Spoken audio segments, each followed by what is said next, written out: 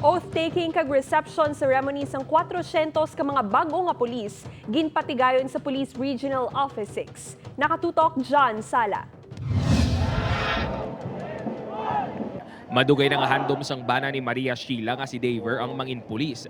Ganito man kakalipay nabatsyagan sang iniyang natigayon subong adlaw. Hay kun amo man ya kumbaga do amo man niya answer sa amon nga prayer so kanano ya tinutuyo ka Ginoo para sa amon nga pamilya, so be it. So kung diin siya happy, nasuportahan ginamon. Education graduate si Daver sang dumalag kapis. Isa siya sa 400 nga nagpatigayon sang oath-taking kag reception ceremony kay inasang aga sa Police Regional Office 6. After sang oath-taking nila, kag ilang reception, they will be brought to Regional Training Center in Bacolod City to have their public safety basic recruit course naman, which is a mandatory course for all patrolman nga nagasulod sa aton nga organization.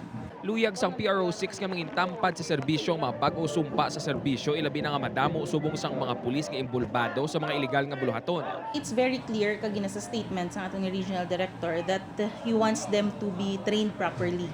Kay ang mga infractions or ang mga violations na na-commit sang aton nga mga bag-o nga mga personnel simply means nga wala sila may na-learn sa ilang training or mahina ang pagkandak naton sa training naton. Subong na nagasugod na sa ila serbisyo bilang patrolman, mas dako ang responsibilidad sang tagsa sa ila nga ipatuman ang moto sang PNP nga serve and protect suno kay malong. Upod kay Cirilo Renduque, John Sala, 1 Western Visayas.